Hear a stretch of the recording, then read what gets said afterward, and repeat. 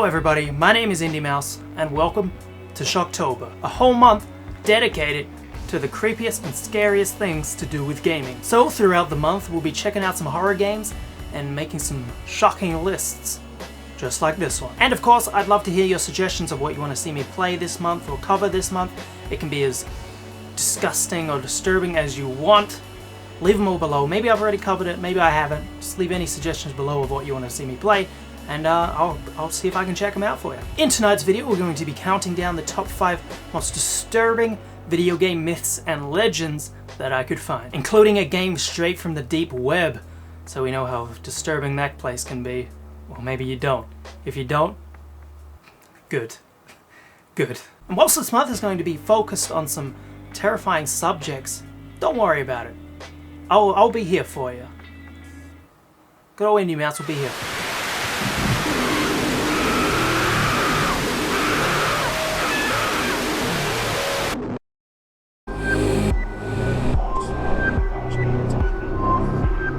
Berserk is a game from the arcade era of gaming. The basic premise is that you battle a legion of robots while aiming for a high score. It also has an iconic boss battle where you fight Evil Otto, which, looking back on it, kind of looks a little lazy. I mean, it's just a smiley face. What's so scary about that, right? Well, Berserk is the first video game linked to the death of a person, but not just one person though. The game would kill again a year later. This sounds really sinister, but it's not like the Berserk pulled out a Mac 10 and shot up some teenagers while they were playing it. It's a little less explosive than that, but 15 minutes after inputting their initials into the game for getting a high score, they took a few steps away and collapsed dead. In both cases, the cause of death was a heart attack. So if you ever want to get a high score in Berserk, don't get a high score in Berserk.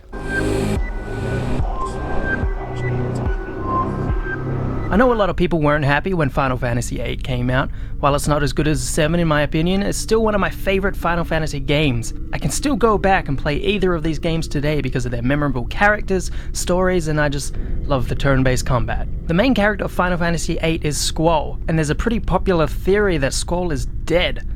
Slight spoilers ahead here, but after the final confrontation of Disc 1, Squall gets impaled by a giant ice shard. This shard straight up completely goes through his chest. And I know a lot of people can be like, hey, maybe they just used the Phase and Phoenix down, they used the super potion. But we could say the same thing about Aerith, right? I think if someone dies in a cutscene, they're dead for good. Yet at the beginning of Disc 2, Squall wakes up in a completely different area and has no wound at all. This is also where the game starts going a little nuts. All the realism gets thrown out the window, so it's believed that Squall dies from his wounds, and the rest of his game is just in his mind as he slowly passes away. It also explains all the images at the end of the game as Squall's life flashes before his eyes. One of these images is the one showing on the screen right now, which is faceless Squall, one of the creepiest things I've ever seen. What do you guys think? Did you think Squall died after Disc 1? Or did they just hit him up with a potion and he's fine?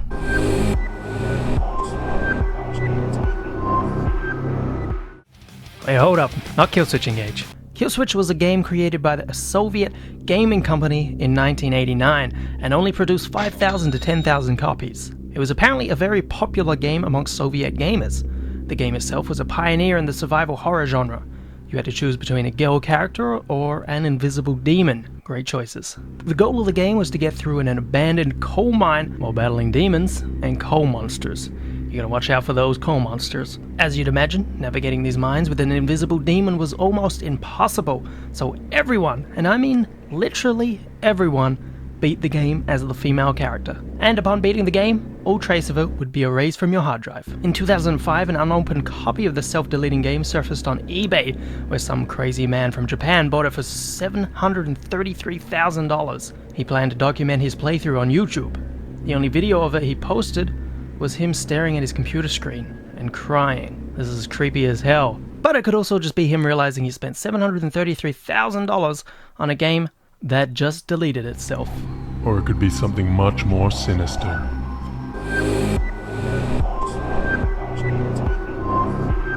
Bethesda games are known for their expansive online communities and just the crazy amount of mods that people make for them. Some mods are funny, some are helpful, or some of them just make the games more interesting. There was a certain mod released for Morrowind called JVK1166Z.ESP. First off, people thought it was just a virus since it made your game crash and freeze on the title screen and then corrupted your save game, basically ruining everything you've worked so hard for. Although soon enough, someone figured out you could launch the game through DOSBox instead, and it would actually run. When the player starts the game with the mod, all the main characters in the game are already dead. Also, if you stay in one spot for too long, your health would slowly be drained. If you died from standing still for too long, a new character would reveal himself. Players took to calling him the Assassin. His legs and arms were long and bent like a spider. People began to notice that you could see the assassin around corners or scurrying up the walls. If this wasn't disturbing enough, all the characters that were still alive would come outside at night and just stand there. If you tried to interact with any of them, they would simply say, Watch the sky. Lastly, there was a dungeon known as the Hall of Portraits. The hall was lined with pictures that were photos from the player's My Pictures folder, which for me would just be a bunch of Tommy Pickle reaction photos. Look, I'm not sure how to explain that.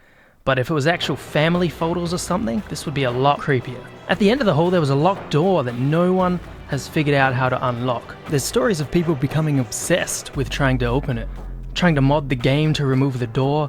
Some of them claim after hours of playing they began to hallucinate, seeing the assassin in real life, quickly crawling around their room or down their hallways. The mod does exist. Download it at your own risk. The game has recently emerged, or maybe not recently, but it's been getting a lot of publicity right now.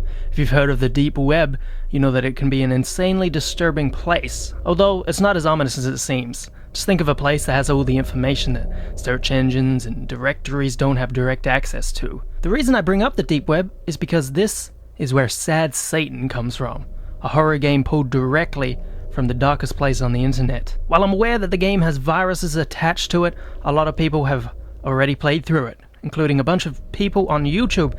Even the man himself, PewDiePie, gave it a shot, and from what I've seen, there's no words to describe what's happening in this game. One of the things that stand out in this game are the sound effects. Something that's always been creepy for a lot of people is the voice being reversed and slowed down, which happens a lot in Sad Satan.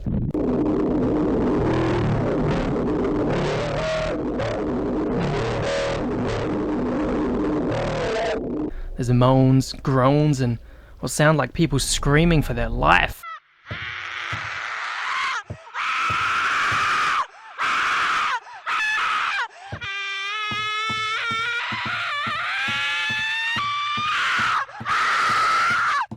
Which people can't decide whether they're real or not. Black and white photos flash on the screen for a few seconds at a time. The game would also generate notepad files on your desktop, which are usually just full of big loads of gibberish with the number 666 thrown in there for good measure. Sad Satan is certainly one of the most disturbing cases of a game that I've ever seen. Maybe it's just because it's from the deep web, but even without that, this is certainly an experience. I'll leave an article below to read more about Sad Satan because there's a lot of shit in this game that I just can't fit into this video. But beware, it can be pretty dark. Thank you for watching, everybody. Hope you enjoyed it. Again, welcome to Shocktober. Leave all your suggestions down below for any spooky or horror games you want to see me play, whether I've covered or not, doesn't matter. Leave your suggestions down below. And of course, thank you to all my Patreon supporters. If you want to support my content for $1 a month, go check it out. There's plenty of perks and stuff over there. I won't advertise it here too much, but thank you, all my supporters. It means the world to me that you're still supporting me. God damn it. And of course, stay tuned. I'm sorry these videos take a little while to get out. There's a lot of editing and scripting and stuff that is involved in making these videos. So hopefully I can get some quicker videos out for you before the next big video comes out. And if you want to stay up to date, go check out my Twitter. If you want to ask any questions or just say hi, go do it over there, alright? Alright, this ending is too long. So thank you for watching, and I'll see you guys soon with some more videos.